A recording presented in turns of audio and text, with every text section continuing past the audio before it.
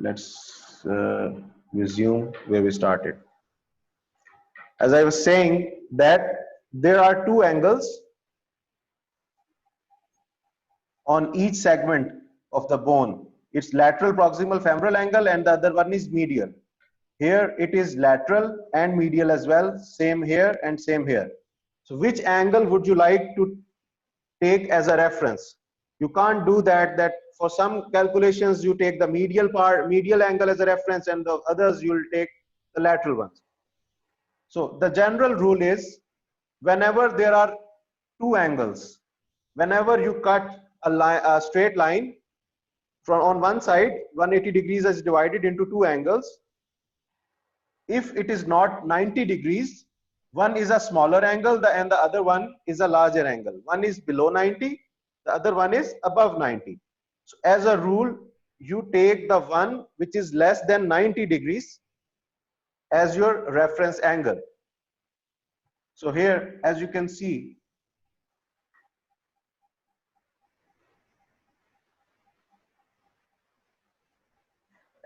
here, all the angles which are less than 90 degrees have been selected. Here, since it is 90 degrees, so it does not make any sense, any difference that whether you pick medial or lateral, but we pick the lateral one. We do all of our calculations through the lateral one. LDFA, lateral one. MPTA, now here why have we not taken this as a lateral angle? It would have been easier. As you can see, all the angles would have been the lateral angles. But since lateral proximal tibial angle would have been, since it is 87, so this one would have been 93 degrees. So we always take the lesser angle as our reference. So it is easier to remember if you just see that when doing mechanical axis planning, you only take the medial angle of proximal tibia and all the others are lateral angles. Just keep this in mind that when doing mechanical axis planning, I'm talking only about mechanical axis planning. Whenever you're doing mechanical axis planning, you take medial proximal tibial angle, rest you take all the lateral angles.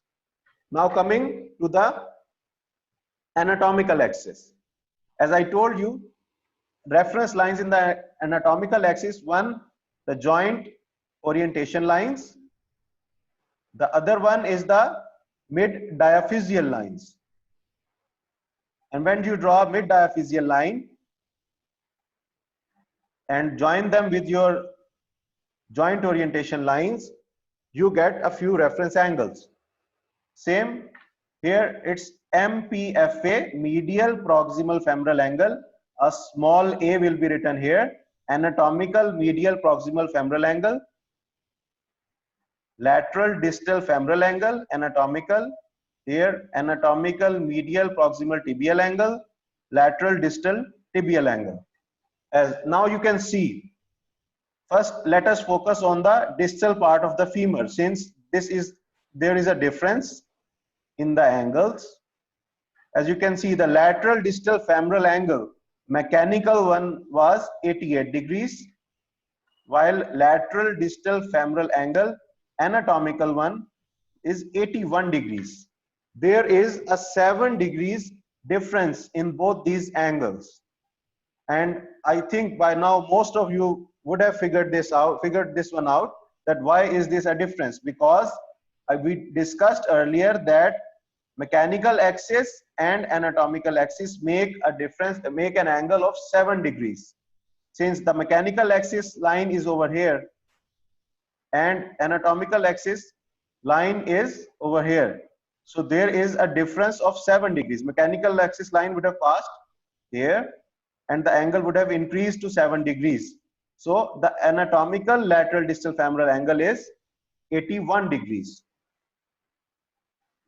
Since we already discussed that mechanical axis and tibial anatomical axis of tibia are parallel, so there will be no difference in the reference angles in the tibia, as evident over here. And in the proximal part, medial proximal femoral angle. Why have we not taken lateral proximal femoral angle over here?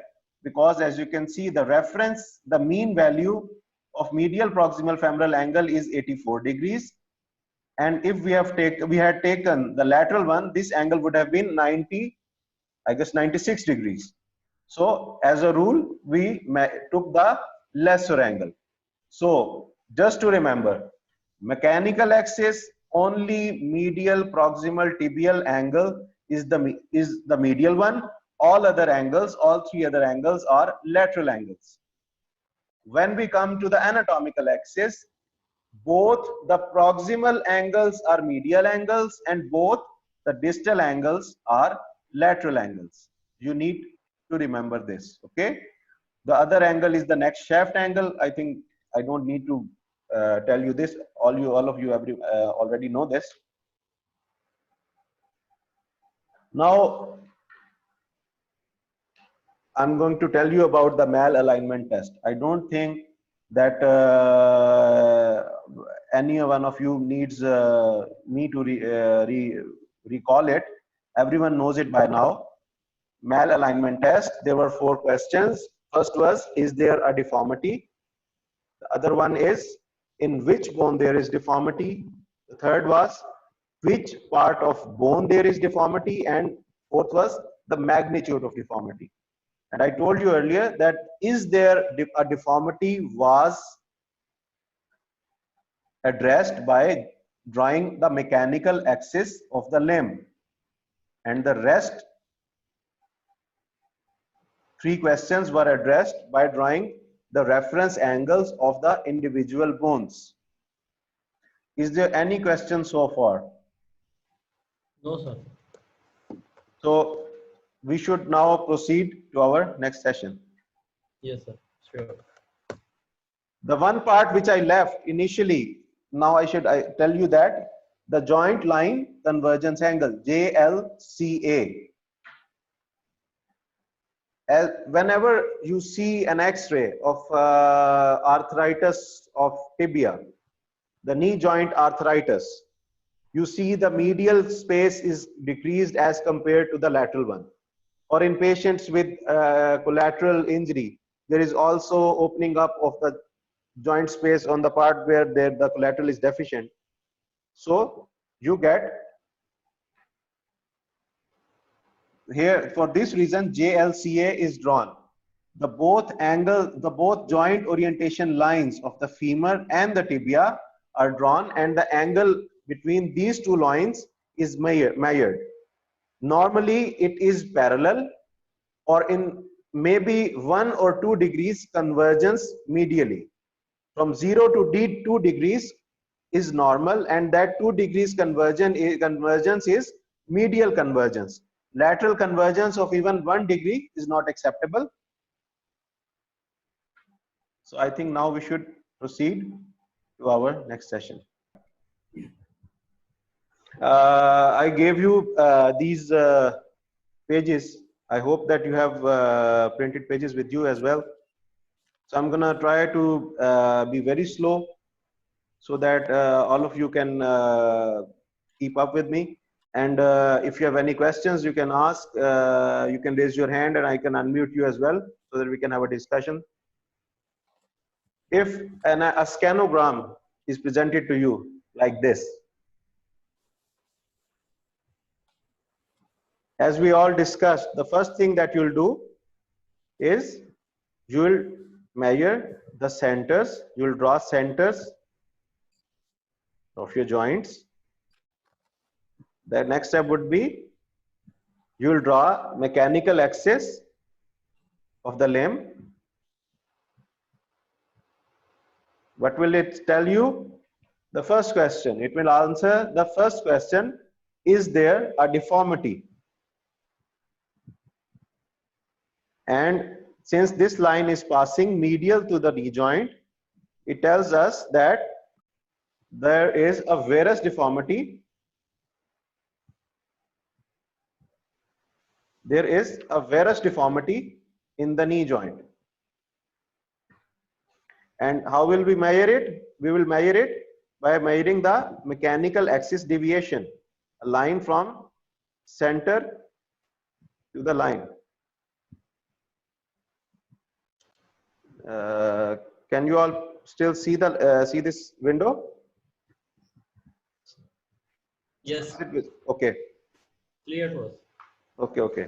So as I told you, we have drawn the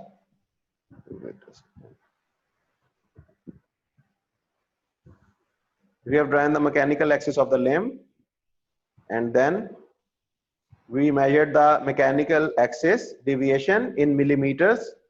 I told you 8 millimeters on either side is normal. Now what will you do? The first question has been answered, that there is a varus deformity in this limb. Now you will erase the mechanical axis of the limb line. You will not do any further measurements using that line. Keep this in mind. Next, you will draw individual mechanical axis lines of the bones.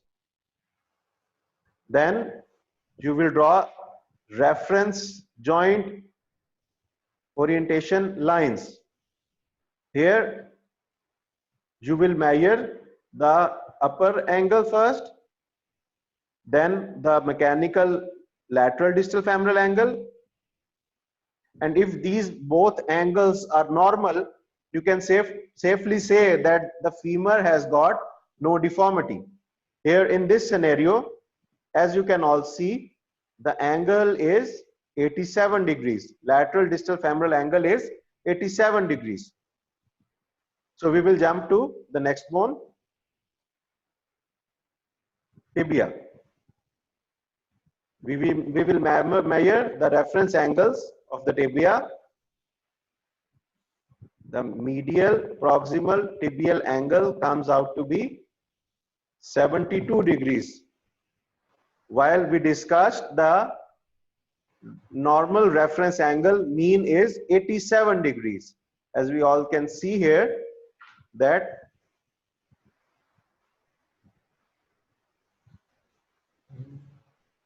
the angle is lower than the normal limit. So we can say that the deformity is in the tibia. The second part of the malalignment test has been answered.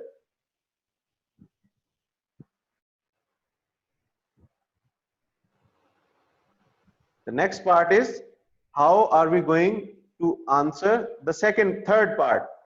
Which part of the bone there is deformity? You will draw, while doing the mechanical axis calculation, you will draw the reference line of the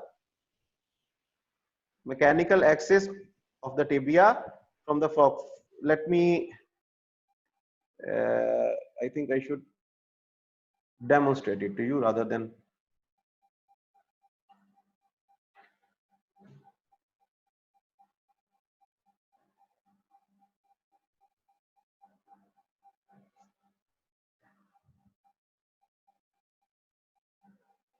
okay. So this is the same 406. Okay, first what you did, you drew joint reference lines. Okay,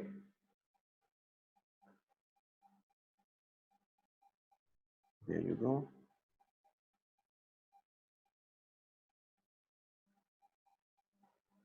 You have drawn the joint reference lines. Then what you did, you drew a mechanical axis of the limb. We came to know that it is passing medially. So we then erased it. Then we drew reference lines of our individual bones.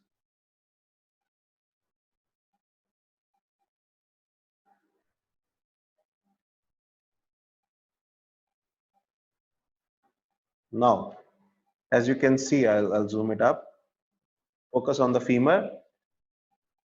The lateral distal femoral, the lateral proximal femoral angle is 90 degrees, which means that there is no deformity here. Here, as I told you, opposite angles.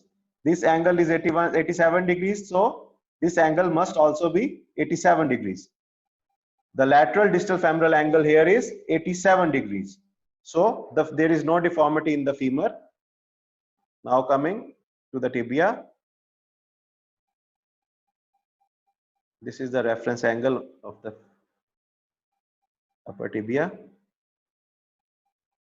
We will draw a line connecting center of the upper tibia to the center of the ankle joint. This line is 74 degrees medial proximal tibial angle, and what is the lateral distal tibial angle here is 107 degrees. The normal angle is 90 degrees. So it is increased here and decreased here. So we can say that the deformity is in tibia because the reference angles of the tibia are deranged. So this answers the second question of our malalignment test, that in which bone there is a deformity. So the third question, which part of the bone? First, let us focus on which bone, then we will come to which part of the bone. Now, in this X-ray, this is your 407. Okay, you'll do the same. First, you'll draw joint orientation lines. Okay.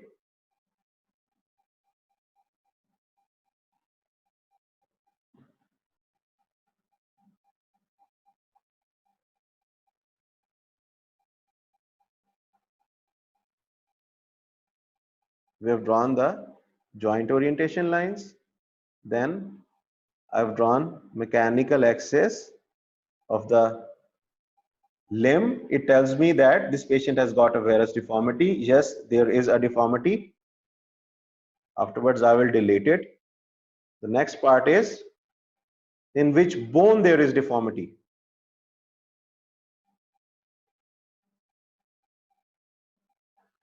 Now, the upper lateral proximal femoral angle is 94 degrees. The reference value is from 85 to 95. These values you have to remember. Okay, there is no concept to it. You have to remember these angles. The lateral distal femoral angle is 107 degrees. The normal value is 87 degrees. The mean is 87. And as you can see here, lateral distal femoral angle, the reference value is 85 to 90 degrees. So it is 107 degrees. It is 20 degrees more. So we can say that there is a varus deformity. What will happen if the angle is, the lateral distal femoral angle decreases? There will be valgus deformity. If the angle increases, there will be a varus deformity. As you can see here, look at this line. Imagine that this is the mechanical axis of the femur. If the angle is, but this is 87 degrees. This is how a normal, this line should look like. This is how this femur bone, the head of the femur should come here. If I decrease the angle, as you can see, the valgus will increase. If I increase the angle, the lateral distal femoral angle, the varus will increase. So if the lateral distal femoral angle is increased, which it will mean that there is a varus in the femur. If it will decrease, it will mean that there is a valgus in the femur.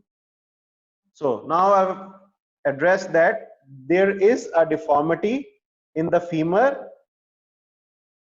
and the magnitude is 107 degrees, and it is in varus since the angle is increased. Now what will I do? Now I will come to the tibial part. I've drawn the reference angles of the tibia as well.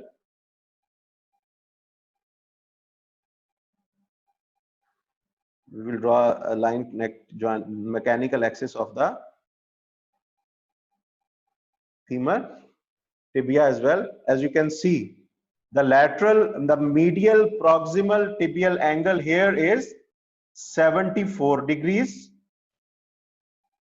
and the lateral distal tibial angle is 108 degrees. What does it tell you? That there is a deformity in the tibia as well, because the lateral proximal tibial angle is 74 degrees. It is decreased. If the angle increases, if this line moves to there, then there will be a valgus in the tibia. It is here, so it is varus in the tibia. So in this scanogram, we have concluded that there is a varus deformity, and the varus deformity is in both femur and tibia. Let's quickly move to the third X-ray, the 408. Again, we will first draw reference angles. So I'm not going to spend more time here. Just draw the angles and then move to the third question.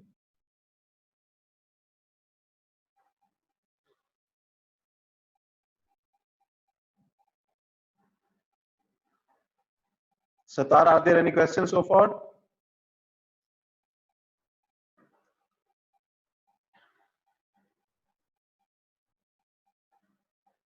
Satar, can you hear me?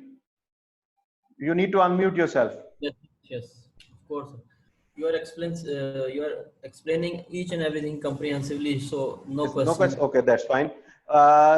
In this X-ray, as you can see, the mechanical axis of the limb is again medial, and this answers our first question. Now we will simply erase the mechanical axis of the limb. We will draw mechanical axis of the individual bone. Here you can see, let me zoom things.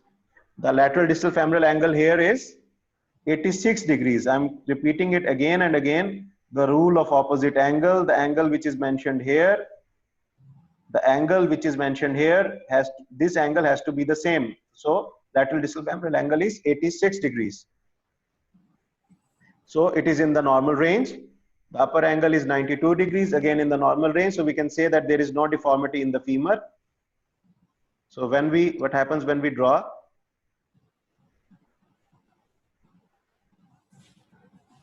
Mechanical axis of the tibia.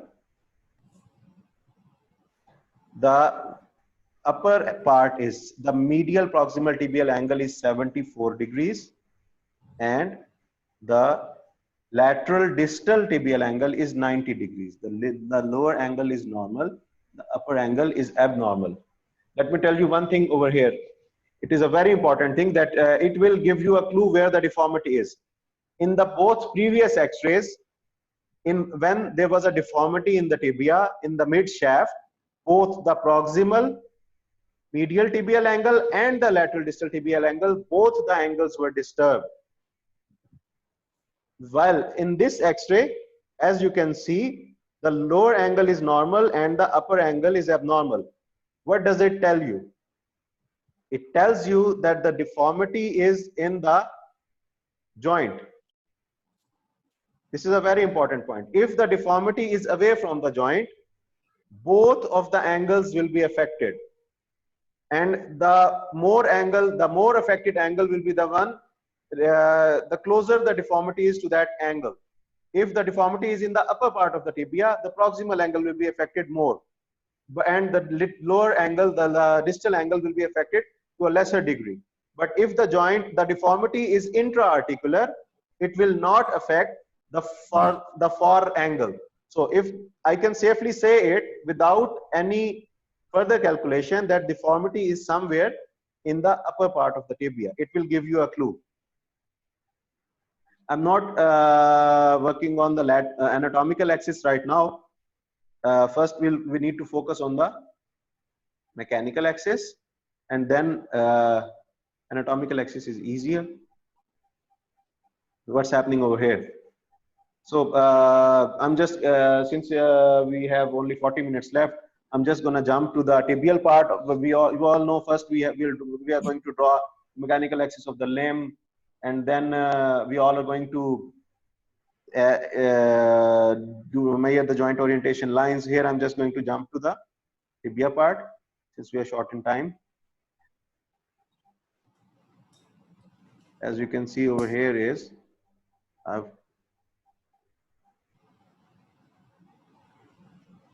there you go. This explains what I've been saying to you. Look, the medial proximal tibial angle is 82 degrees, while the lateral distal tibial angle is 121 degrees. There is 5 degrees decrease in the angle in the medial proximal tibial angle, while there is a 31 degrees increase in the lateral distal tibial angle. So it tells us that since both the angles are affected, the deformity is not intra-articular, it is somewhere in between. But since the lower angle is affected more, it is closer to the distal tibia. So this tells us that this patient has got a deformity in the distal part of the tibia since the angles are changed. So let's quickly go through the last slide as well. Again, I'm just focusing on the tibia. Here you can see, let us draw the joint orientation lines.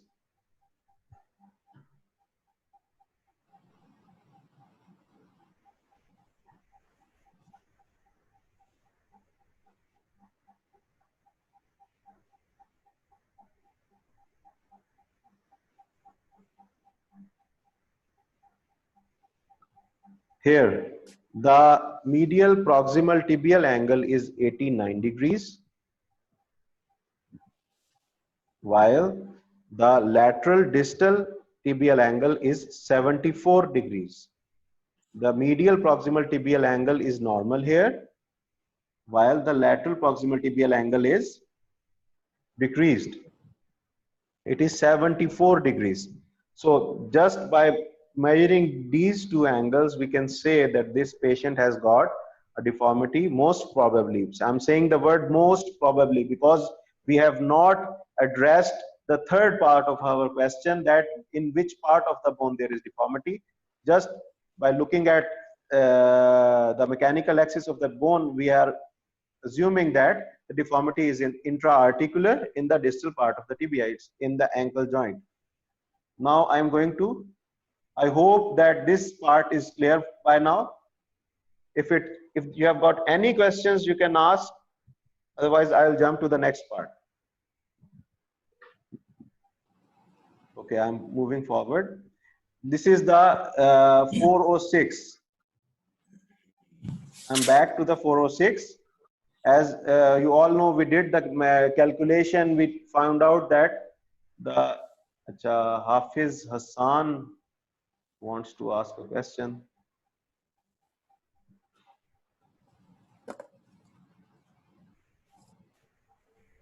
Where is Hafiz Hassan? I have to moderate this session as well. So, okay, Hafiz, what do you want to ask? You can unmute yourself. Sir सुन रहे हैं sir आवाज? हाँ हाँ. What's your question? Sir मैंने पूछा था कि अगर एक एंगल डिस्टर्ब है तो वो इंट्रा आर्टिकुलर डिफॉर्मिटी है या बोनी डिफॉर्मिटी हो सकती है अगर एक एंगल डिस्टर्ब है? अभी मैं listen to me. मैं अभी जो कह रहा था, this gives you a clue to the deformity, where the deformity is. I have not addressed the third part of the question. The third question है, in which part of the bone there is deformity. जब हम उसको calculate करेंगे, then we will exactly know in which part of the bone the deformity is. Okay. So abhi it will where the angle is wrong is going to give you a clue. Okay. It's not in this question. I'm coming to the exact location of the deformity. Okay. So now we're going to address the third question. In this page, in this 406, the femur was normal, So I'm going to jump straight to the tibia.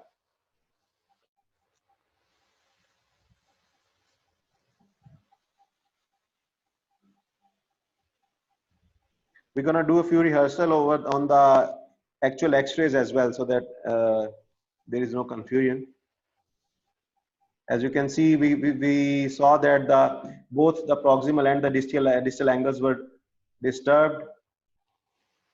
So now we are coming to the third part.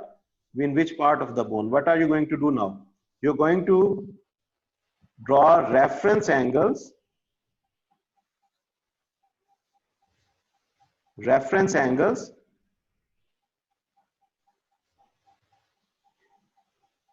both proximally. Now what I have done over here, I know that medial proximal tibial angle in a normal patient is somewhere between 85 to 90 degrees. Whenever you have got a scanogram, as you can see, the scanogram is you take x-ray of both of the limbs. If one limb of the patient is normal, you have measured the reference angles on the both limbs, you will not take the mean here.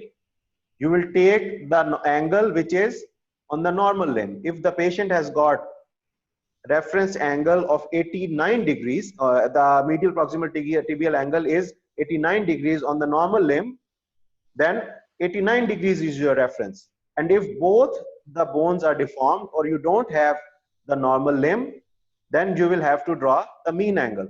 So here, since I don't have the normal limb, I'm going to take the reference as a mean value. So I have drawn angle at 87 degrees. I told you there were two ways to draw a line, a reference line. In this scenario, I was given one line, this line, and the center of the joint. Okay, I showed you how to measure the center of the joint. So I have one line and one reference point. In this reference, I'm going to draw another line at an 87 degrees. This will give me my reference line of the upper part of the tibia. What I'm going to do next is I'm going to draw another line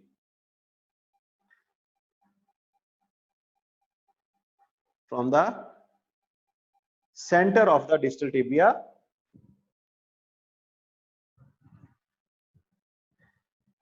Now, what I have done is I've drawn a reference line from the upper part of the tibia and a reference line from lower part of the tibia. When these two lines, where these two lines will unite, they will pinpoint the location of the deformity. As you can see now here, the deformity is at this point. So this has answered the third part of my malalignment test. In which part of the bone there is deformity? I've drawn the reference lines on the upper part of the tibia and the lower part of the tibia, and where these two lines join gave me my exact location of the deformity. Okay, now this has told me that the deformity is in the mid part of the tibia. Now, what is the magnitude of the deformity? The fourth question, the magnitude of the deformity. As you can see now, let me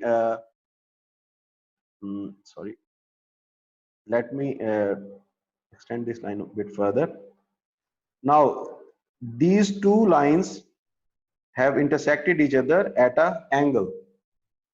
Now you are able to see two angles now. One is 29 degrees, the other one is 151 degrees. And I told you the rule of opposite angles. 29 degrees here means 29 degrees are over here. 151 degrees over here means 151 degrees over here. So what is the magnitude of the deformity? I told you earlier, as a rule, we always mention the smallest angle. In this, we can say the magnitude of the deformity is 151 degrees. We can also say it is 29 degrees, But as a rule, we always mention the lesser angle. So the deformity here is 29 degrees. The magnitude of deformity is 29 degrees. And what is this 151 degrees? This shows us where our angulation correction axis is going to be. This is going to be addressed in our last session, where we will discuss the rules of osteotomies and how to correct the deformities. In this session, I'm not going to go how are we going to correct the deformities. All we need to learn for now is how to detect the deformity, how to trace the deformity, how to locate the deformity, and how do you measure the magnitude of the deformity. Let's go to the second part. This is the second one. Here in this, as you can see here, in this usually a scanogram is given to you in this form. In this form, the angles are usually in the normal limb. Let us check quickly what is the reference angle.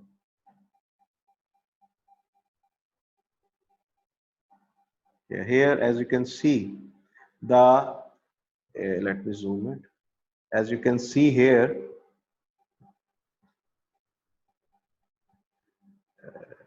let's not confuse you people.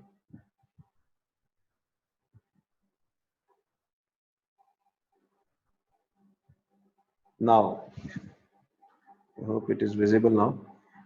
The angle is, the medial proximal tibial angle here is 89 degrees and lateral distal is 90 degrees. So in this patient, we are going to take the reference as 89 degrees.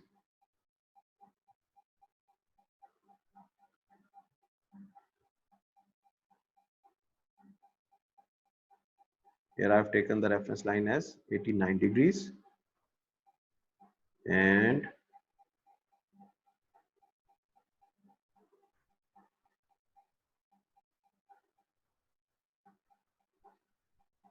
this is how you measure your angle. Here the deformity is 33 degrees deformity. Satar, I think Satar, you can unmute yourself now. Yes. Yes. Sir, we want to ask about the where the location of the deformity when we are drawing the lines. What is our aim? Is it to correct the previously our known mechanical axis, or somewhat else with this with that reference we are drawing these lines? Can we draw it with the you can say taking the midpoint of the shaft? Look, I told you, look, the midpoint, when you take the midpoint of the shaft of the tibia or femur, you are doing your calculations using the anatomical axis.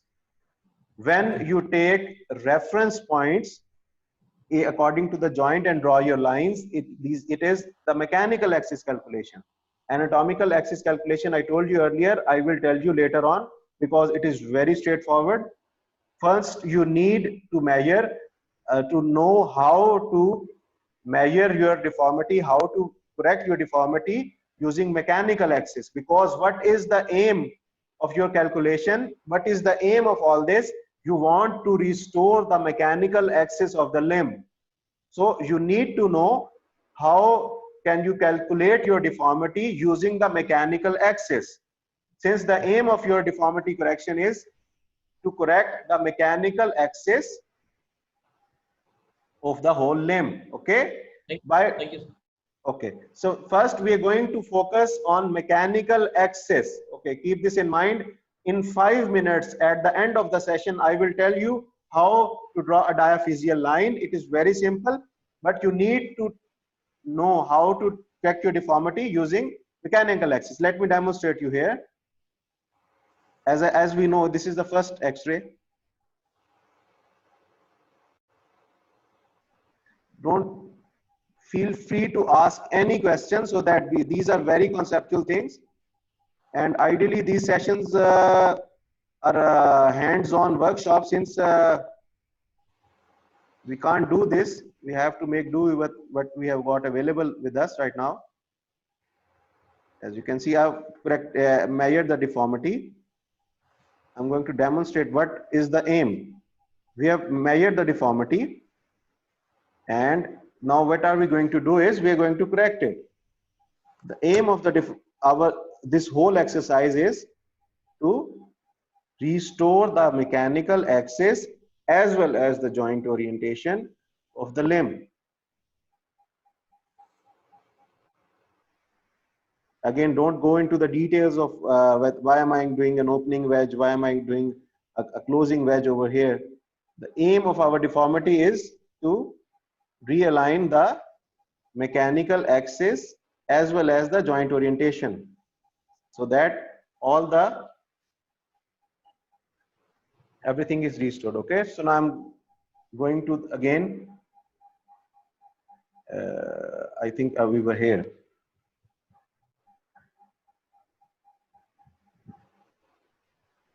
In this X-ray, we found that only the mechanical proximal tibial angle was altered and distal angle was normal. So we made an assumption that most probably the deformity is in the joint, in the knee joint. Now, Dr. Hassan asked me a question that when I say the deformity is in the knee joint, whether it's in the joint or is it in the bone. Let me tell you, what is a joint? It is a combination of the upper part and lower part of the bones. Distal femur and proximal tibia make up your joint. So if the deformity is in the intra-articular portion, upper portion of the tibia, it is in the joint. So the other option, the other deformity, a way that the deformity can be intra-articular is if the patient has got arthritis, or if there is a ligamentous problem in the knee, and in this condition the joint line convergence angles will be disturbed. But I'm not going into that as well. As we move to our next sessions, that aspect will be addressed. But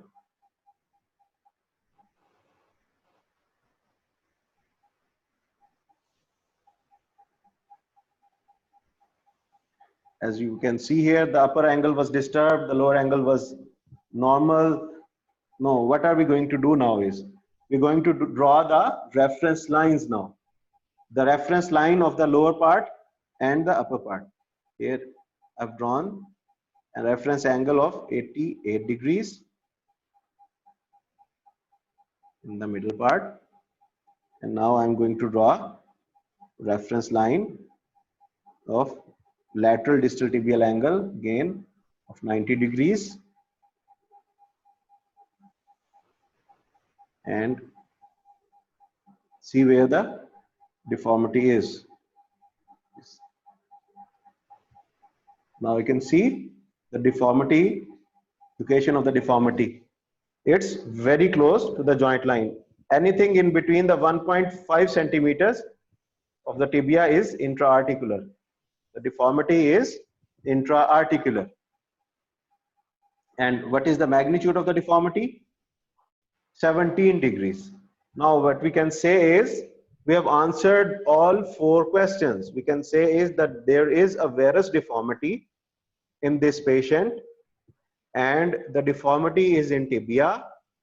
The deformity is in the upper part of the tibia, and the magnitude of deformity is 17 degrees. Okay, this answers all the 4 questions. Now I'm going to move to the. Please feel free to ask questions. I'm sure most of you would have some confusion right now. Please feel free to ask any question that you want. Forget the mid-diaphyseal line for now. Most of you would be stuck right now at this point that why is he not drawing the mid-diaphyseal lines? You will know it in the end. Just focus on the mechanical axis planning for now.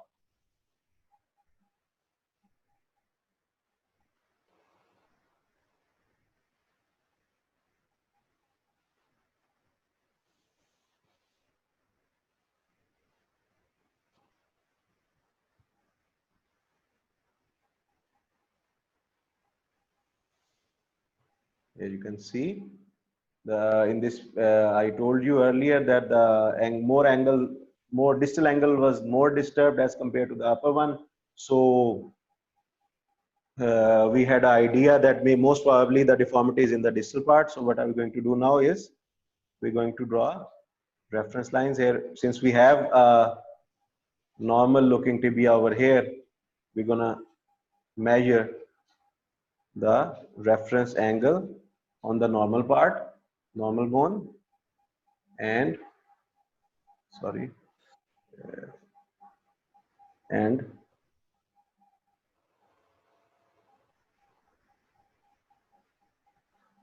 it is 87 degrees. Okay, we're going to draw a reference line of 87 degrees over here, and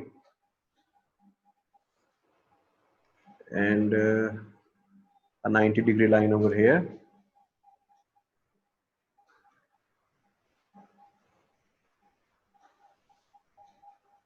So when these two lines are going to unite, they are going to tell us exact location of the deformity.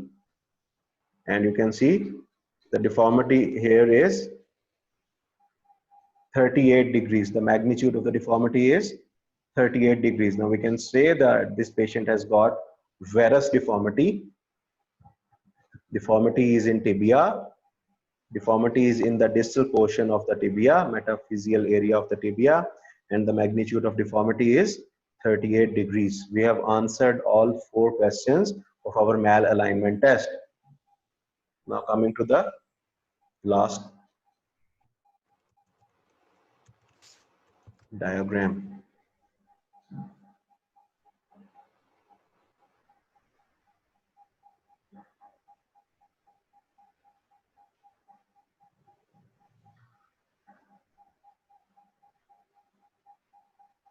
We knew that the lower angle was disturbed, upper angle was normal.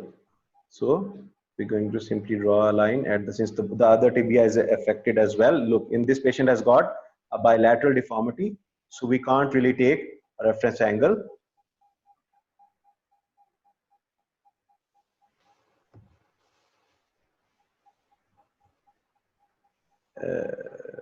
We will have to take the mean as a reference over here.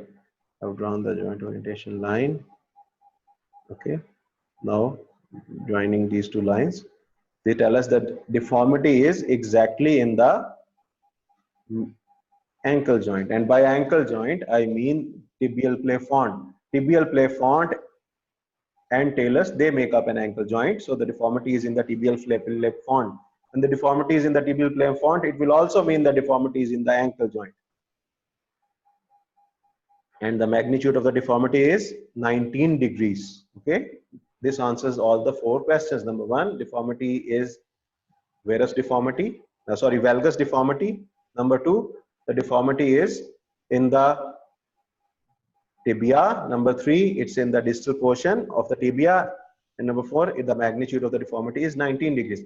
One point which is very important over here, I forgot to tell you, the deformity, the limb, mechanical axis of the limb is most affected when the deformity is close to the knee joint.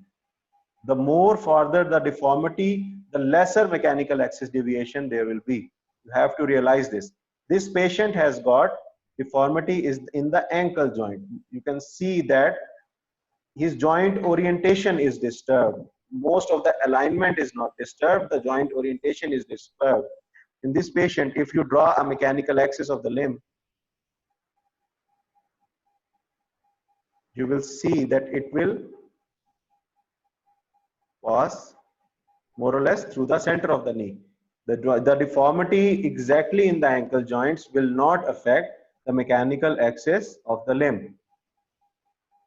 One thing, Dr. Sir, have to clear. Yes, yes. While measuring the magnitude of deformity, which angle we have to take? Always the lesser angle. Always the smaller angle. Yes. Always the smaller angle. You have to keep this in mind. Look, we have only 15 minutes remaining. Whenever you transect two angles, this I have been telling you, there are always two angles. One is because this is 360 degrees in total. The one side is 180 degrees. One angle will always be more than 90 if they are not at 90 degrees to each other. If they are not right angles, one angle will always be more than 90, the other one will be less than 90. As a rule, we always describe the lesser angle. Always the angle which is less than 90 degrees is the angle which we describe. We can say that this in this case this has a deformity of 125 degrees, but in fact the deformity is 55 degrees over here. Okay. Now I'm going to open up few of the scanograms, okay, so that everything is clear to you people. This is a scanogram, and as you can see, both the limbs have been given over here, and I'm just going to jump to the first steps. I think I don't need to revise that you will first draw a mechanical axis of the limb, then you all draw the reference angles of the individual bones. Here we have assumed that the deformity is in the tibia since we are short of time. What we do is we will draw joint orientation lines.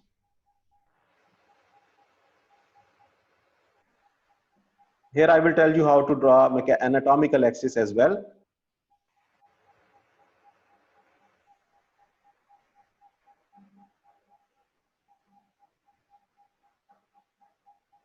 Here I have drawn the reference lines.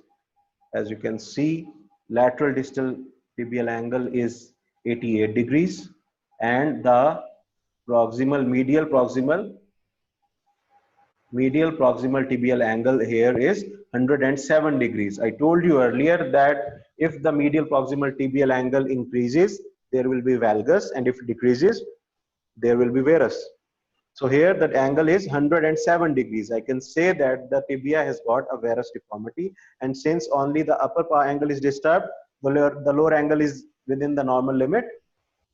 The deformity is in the upper part of the tibia. Next, what I will do is I will draw reference lines at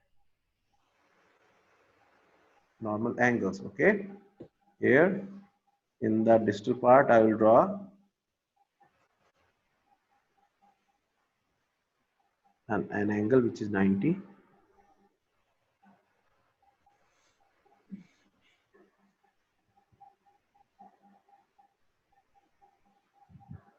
Here it's actually the first X-ray which I took is a bit complicated one since there is a translation as well.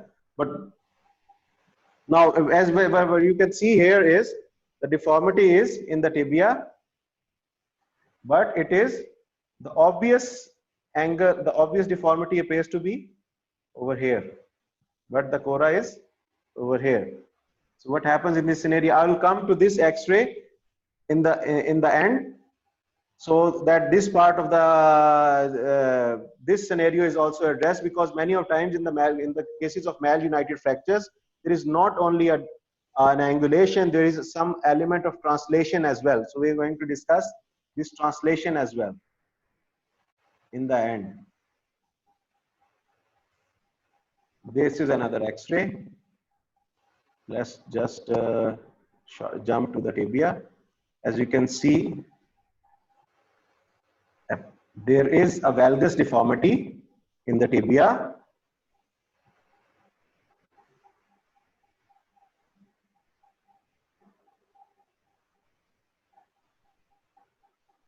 What we're going to do is we're going to draw reference angles and draw. Here you can see is the upper angle is affected more as compared to the lower one. Now you will draw reference angle. In this X-ray, we will do an exercise using the anatomical axis as well. Reference line at 87 degrees.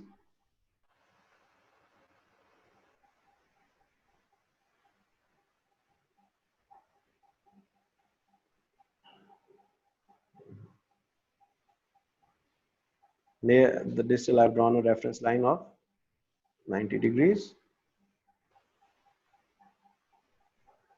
Okay. And look here, the deformity. Look at the deformity. Now you can see just by joining the two reference lines, you have measured that the deformity is in the upper part of the tibia. It's a valgus deformity with the magnitude of 29 degrees. How do you calculate the deformity using anatomical axis? You will simply draw two mid-diaphyseal lines here like this. Sorry, let me make things more clearer. What you have to do is you will be taking reference point at the upper part of the cortex. These lines, these points have to be parallel, and in the middle part of the metaphysis, in the diaphysis, sorry, this portion you cannot draw angles, draw the reference lines using this part as a reference or this part as a reference. Mid-diaphyseal line means a mid-diaphyseal line. The reference points have to be taken from the mid of the shaft. Okay, this is a very important aspect, a mistake which is commonly made, that you take these reference angles in the metaphyseal or metaphyseal diaphyseal portion of the bone, which does not give you the right reference lines. Here what is going to happen, you're going to take a mid diaphyseal point here. Because the deformity is in the metaphyseal area, you only have one side of your reference, okay, that you can take by taking a mid diaphyseal line. Here I've taken a mid diaphyseal line. As you can see, it is more or less in the mid diaphysis. Here I've taken a mid diaphyseal line. The upper part, what am I going to do with the upper part? I don't have a physis, a diaphysis to which I can take a mid diaphyseal line. As we all discussed, the reference angles are both for anatomical axis and for mechanical axis. And since in its tibia, the mechanical axis and the anatomical axis, the reference angles are same. So again, we are going to take a reference angle of 87 degrees,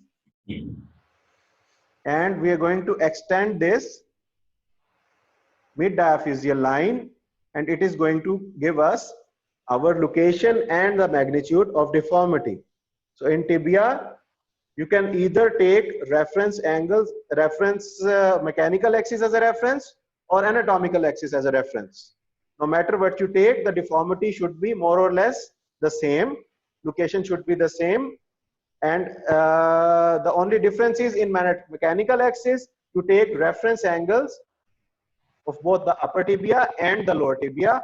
When you join them, it gives you the apex of the deformity, the location of the deformity, and the magnitude of the deformity. And while calculating the mechanical axis, anatomical axis, you take the anatomical angles as your reference. Since it's tibia, both mechanical and tibial angles are the same. And the other line which you take your reference is the anatomical mid diaphyseal line. Let me show you over here. Let me show you quickly over here. In this X-ray, let's calculate both.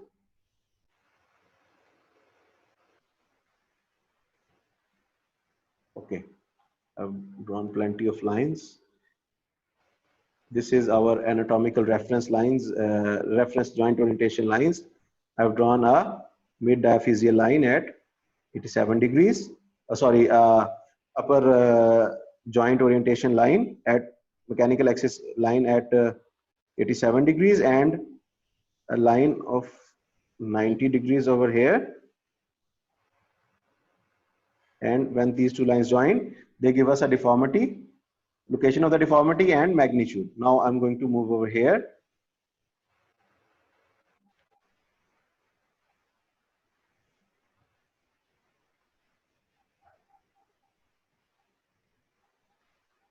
what are we going, sorry, what are we going to do over here is we're going to draw two mid diaphyseal lines. Since it's a mid diaphyseal deformity, we are not going to draw the reference angles since we have got diaphysis. As you can see, this is more or less a mid diaphyseal line. Here I'm again going to draw a mid diaphyseal line, and where these two lines are going to meet, it's going to give us the apex of the deformity. This is only for the mid diaphyseal deformities when we have got a diaphysis on the either sides. So you can calculate a deformity using diaphyseal lines as well when there is a mid diaphyseal deformity. But you always have to counter check your deformity. Whenever you are using anatomical axis, you always have to counter check with your mechanical axis, because the aim of your calculation is, or aim of all your rehearsal, all of this practice is to correct the mechanical axis of the limb as well as the joint orientation. Okay, so the deformity on both sides is more or less the same, 32 degrees versus 29 degrees. So let me discuss with you this. This is going to help you a lot, this extra. Okay, now what is going to happen in this? This is what happens when you do your planning most commonly. You take, this is a metaphyseal area. What you start doing is you draw 2 points and start taking mid points on this part. This is not right. Only mid diaphyseal line is taken when there is a diaphysis. So I'm going to take a mid diaphyseal line over here. Okay, and the other is I'm going to take anatomical lateral distal tibial angle over here. Since there is no diaphysis for me here to draw a mid diaphyseal line, I'm going to draw an angle 90 degrees of angle, and this is going to give me the deformity. Okay, this is how you calculate your deformity using a anatomical axis. If it is a mid diaphyseal deformity, you have got diaphysis on both sides of the deformity, you can draw mid diaphyseal lines and then get your cora. And if it is you have got diaphysis on the one side, on the other side you have to take anatomical reference angle. Here, since it's a distal deformity, I will take the reference angle of lateral distal tibial angle. So let's jump to the first X-ray that I showed you.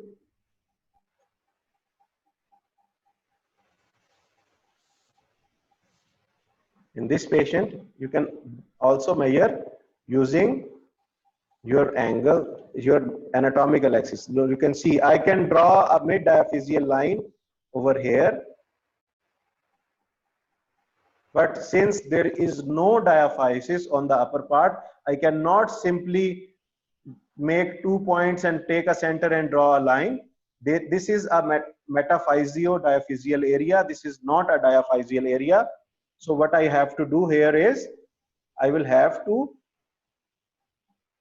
draw my reference angle, which is again 87 degrees. In tibia, mechanical and anatomical angles are the same. The magnitude of the deformity is 27 degrees. Why I wanted you to see this X-ray in the end is, now using the anatomical axis, as you can see, the deformity, now the apex of deformity coincides with my calculation. As you can see, when I have drawn these reference lines using the anatomical axis planning, my calculations are exactly where the visible deformity is. But as you saw, when I drew my reference angles and did a mechanical axis planning, the cora was somewhere else. Where it was, as you can see over here, is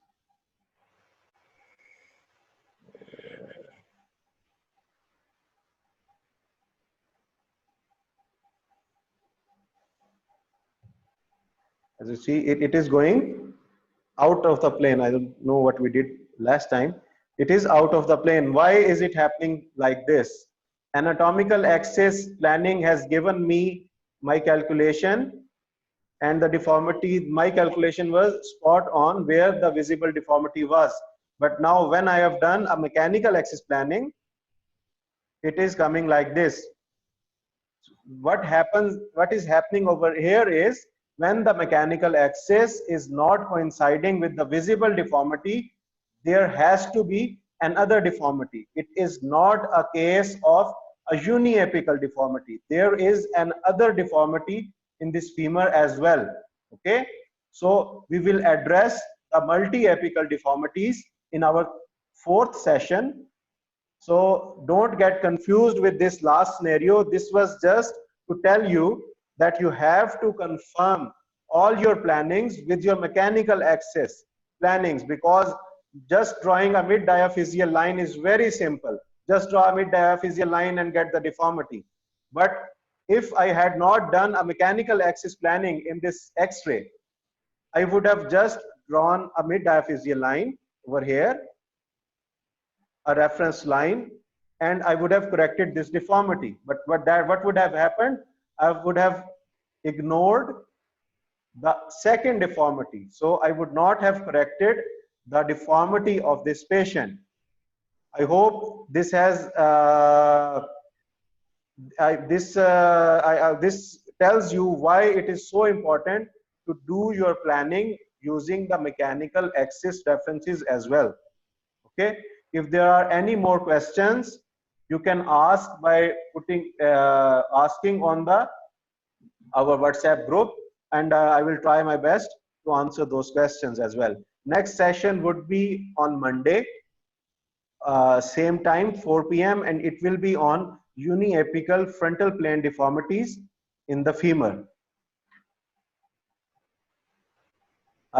This concludes our session. I hope you all gained something from this session.